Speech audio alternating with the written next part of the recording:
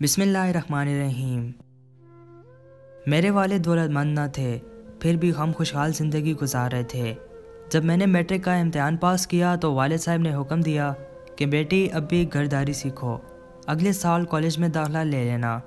میں نے کالج جانے کا خواب اپنی آنکھوں میں بند کر لیا اور ابا جان کے حکم پر گھرداری سنبھال لی اور ماں کے ساتھ کام کاج میں ہاتھ بٹانے لگی۔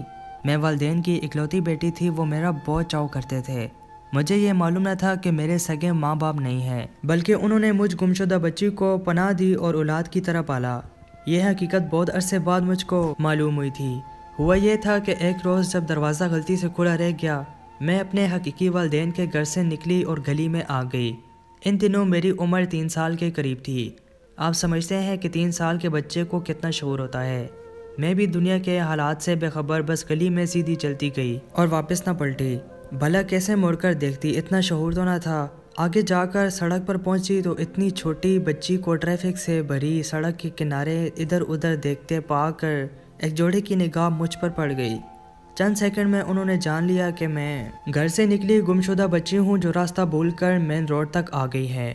وہ اپنی گاڑی سے اترے اور میرے پاس آئے، مجھ سے نام پوچھا۔ میں کچھ نہ سمجھی اور رونے لگی۔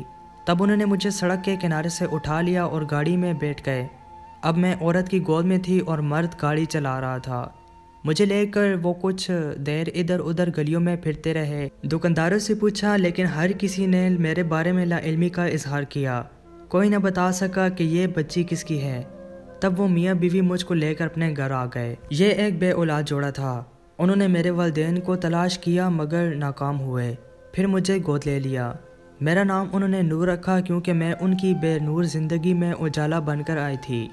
انہوں نے بڑے چاو سے میری پرورش کی، ہر کسی کو یہی بتایا کہ میں ان کی حقیقی بیٹی ہوں۔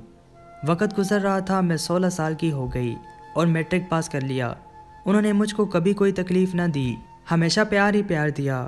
ہمارے گھر کے پچھواڑے ایک گلی تھی، اس کے ساتھ ہی کوٹھیوں کی لائن تھی۔ ہمارے مکان کے متصل بھی ایک چھوٹا سا بنگلہ نما گھر تھا جس کی چھت سے ہمارا آنگن دکھائی دیتا تھا۔ یہ امیر لوگ تھے، صاحب خانہ ایک بزنس مین تھے۔ ان کا بھی ایک ہی بیٹا تھا جس کا نام گلبخت تھا، لیکن پیار سے سب اس کو راجا کہہ کر بلاتے تھے۔ وہ بڑا خوبرو اور بانکا سجیلا نوجوان تھا۔ وہ جب بھی اپنے گھر کے اوپر کے حصے میں جاتا، اس کی نظر ہمارے آنگن میں ضرور پڑتی تھی۔ اس کی نگاہوں میں تجسس بھرا ہوا تھا، جیسے کسی کی تلاش ہو۔ میں سامنے دکھائی دے جاتی تو اس کا چہرہ خوشی سے چمک اٹھتا۔ مجھے لگتا اس بانکے سجیلے کو ضرور میری ہی جستجو ہے۔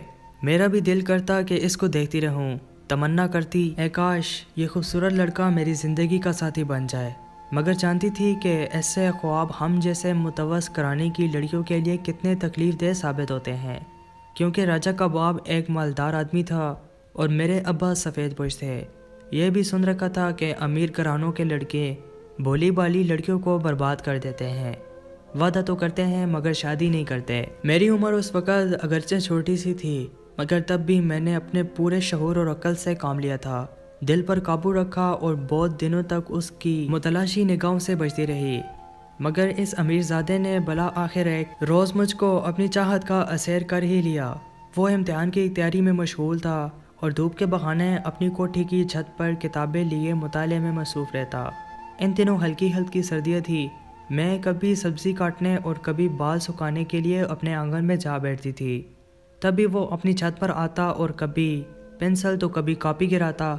آواز پر میں سر اٹھا کر دیکھتی تو مسکراتا۔ تب میں اپنی مسکراہٹ کو ہونٹوں میں دبا کر سر جھکا لیتی۔ راجا کیوں مجھے اچھا لگتا تھا، لہٰذا میں اس کی ان حرکتوں کا برا نہ مناتی تھی۔ اگر وہ 2-4 دن اوپر نظر نہ آتا تو میرا جی ماندہ ہونے لگتا۔ منتظر ہوتی کہ کب وہ اپنی چھت پر آئے تو میرے من میں مسرت کے پھول کھلیں۔ جس روز اس کو نہ دیکھتی تو سارا دن کوئی کمی محسوس ہوتی رہتی، اور دیکھ لیتی تو دل ہلکا پھلکا ہو جاتا۔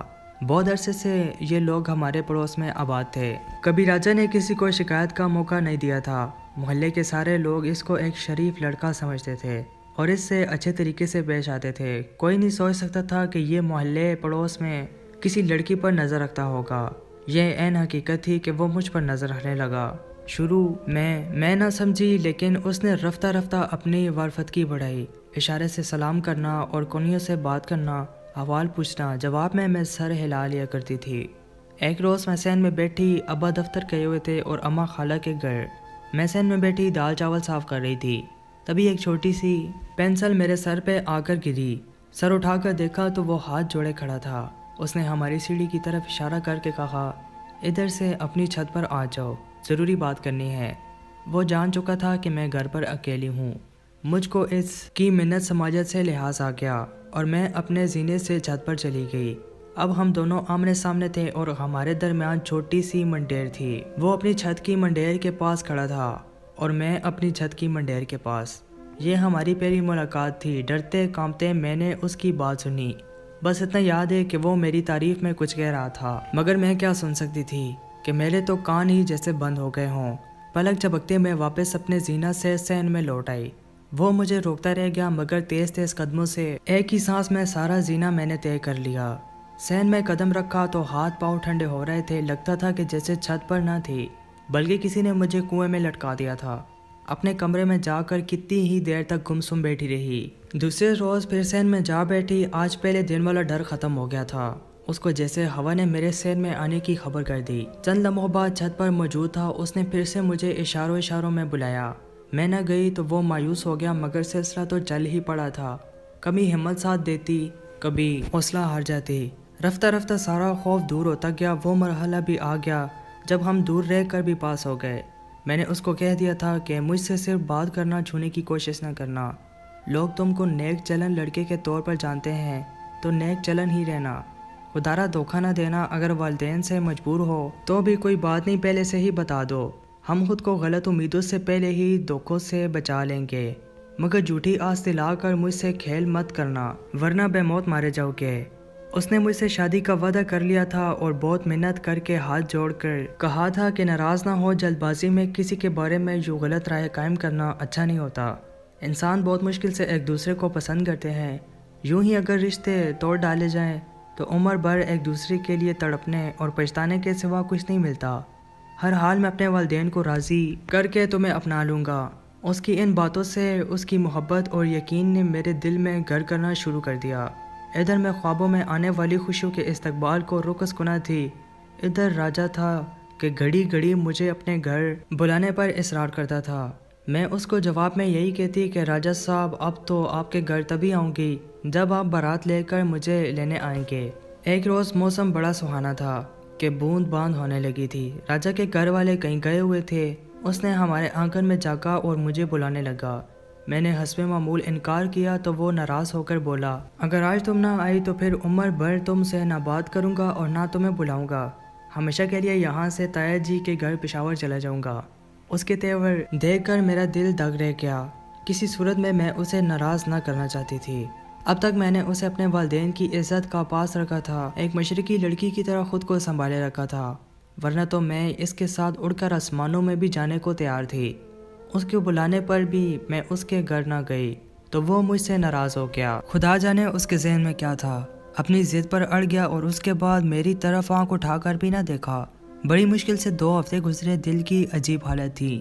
جی چاہتا تھا فوراً جا کر اس کو منا لوں. اپنے دل کو سمجھاتی کہ راجہ ایک اچھا لڑکا ہے, بھلا وہ کیوں مجھ کو بری نیت سے بلائے گا. یوں ہی گھر پر بلا رہا تھا اور میں نے اس کی محبت کا مان نہیں رکھا. اب دل اس کی اچھائیاں گنوانے لگا. وہ برے ارادوں والا انسان نہیں ہے. محلے والے اس کی شرافت کی گواہیاں دیتے ہیں. نیک چلن نہ ہوتا تو کیوں یہ سب لوگ اس کی تعریف کرتے. میرے ساتھ بھی تو راجہ کا رویہ ہمیشہ شریفانہ ہی رہا ہے.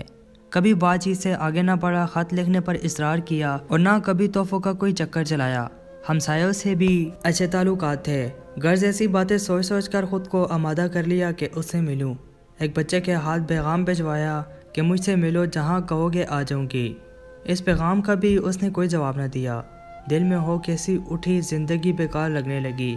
تڑپ کر رہ گئی. ایک روز دیکھا کہ وہ اپنے گھر کی سیڑھی سے چھت پر جا رہا ہے. میں سین میں بیٹھ کر اس کی واپسی کا انتظار کرنے لگی. تھوڑی دیر کے بعد وہ اپنا زینہ اتار رہا تھا.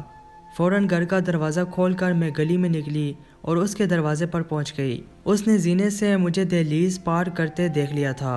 میرا یہ غربہ کام کر گیا. فوراً نیچے آ کر راجہ نے اپنے گھر کا دروازہ کھول دیا. کہنے لگا گھر سے باہر کیوں نکلی ہو.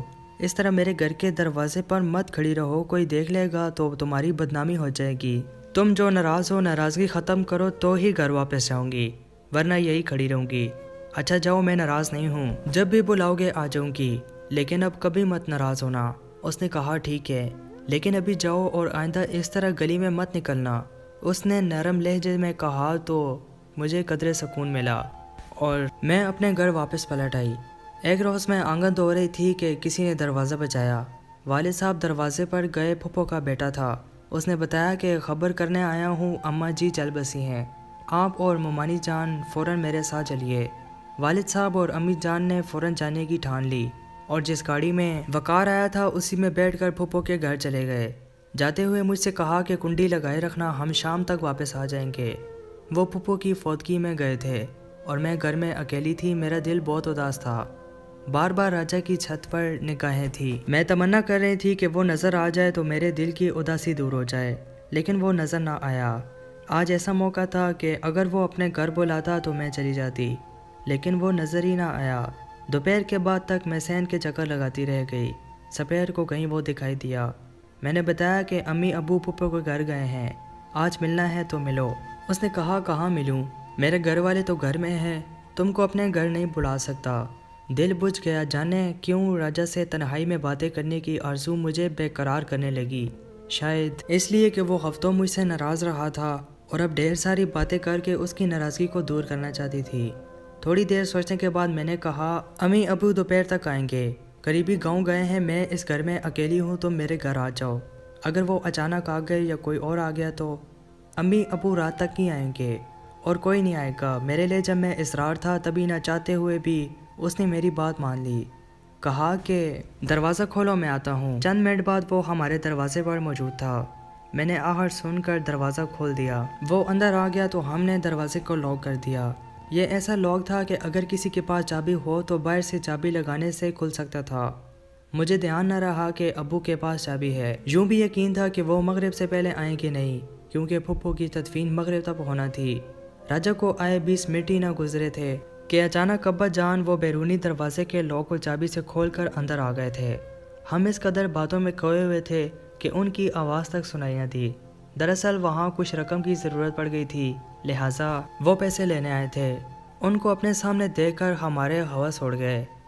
उन्होंने वो गुस्सा किया कि खुदा बचाए।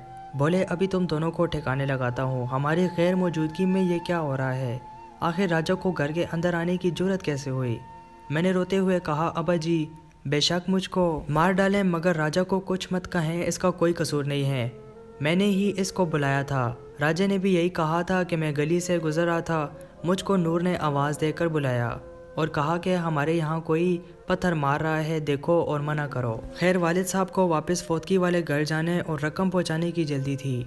उन्होंने कहा कि अभी तुम जाओ, मैं तुम्हारे वालिद से बात करूँगा, और मुझको हुक्म दिया कि चलो तुम गाड़ी में बैठो। मैं जिन कपड़ों में थी उन्हीं कपड़ों में उनके हमरा फूफो के घर आ गई। मेरा जी उस वक़्त बहुत परेशान था और यहाँ मैयत वाले घर तो रोना पीटना मचा था, जिससे और भी ज़्यादा परेशान हो गया। रात को अपने वालिद के हमरा फूफो के घर में ही रहना पड़ा। अगले दिन घर लौटे तो तब अबू राजा के वालिद से मिले और तमाम वाक़या उनको गोश गुजार कर दिया। वो बेचारे शरीफ आदमी हाथ जोड़कर माफ़ी मांगते रहे और कहा कि राजा आपके सामने बड़ा हुआ है, ये आपका बेटा है, जो जी में आए इसको सज़ा दीजिए, मैं उफ तक नहीं करूँगा। आप कहें तो मकान बेचकर हम कहीं और चले जाएंगे। अबू इंतहाई शरीफ आदमी थे। बोले आपको मकान बेचने की ज़रूरत नहीं, बस इतनी अर्ज़ है कि आइंदा के लिए अपने बेटे को काबू में रखिएगा, दोबारा ऐसी हरकत न करे। इस वाक़े के 1 माह के अंदर अंदर वालिद साहब ने मेरी शादी अपने एक रिश्तेदार के बेटे से कर दी। यूँ मेरी मोहब्बत का अंजाम हुआ कि बदेस ब्याई गई और एड़िया रगड़ते रगड़ते रह गई। उसके बाद सुना कि दिल बर्दाश्त होकर राजा ने खुदकुशी करने की कोशिश की थी। वालिद ने मेरी शादी उजरत में कर दी। काश वो राजा के वालिद से कहते कि मेरी बेटी का रिश्ता ले लो, लेकिन उसकी हमीद ने यह गवारा ना किया। मेरा शोर अच्छी खिसलत का ना था। मोहल्ले में रहने के ख्वाब देखने वाली लड़की अब एक ऐसे देहाती की दासी बनने पर मजबूर थी जिसको औरत की इज्जत भी करना ना आती थी। गांव के अड्डे पर उसकी 2 बसें चलती थी। सारा दिन वो अड्डे पर रहता और चर्च के सूटे लगा कर अपने हमले को गालियों से नवाजता था। मैं हर बार इस उम्मीद से महके जाती कि शायद एक बार राजा नजर आ जाए, लेकिन वो कभी मुझको नजर ना आया। 1-2 बार गली में आते जाते मुठभेड़ भी हुई थी, تو وہ سر جھکا کر پاس سے گزر گیا اور میں اس سے یہ شکوہ بھی نہ کر سکی کہ کہاں گئے وہ تمہارے وعدے دعوے، مجھے حاصل کرنے کی خاطر کوئی کمال نہ دکھایا، بس سر جھکا لیا اور مجھ کو عمر بھر جہنم جیسی زندگی بسر کرنے کے لیے ایک چرسی کے پلے باندھ دیا گیا۔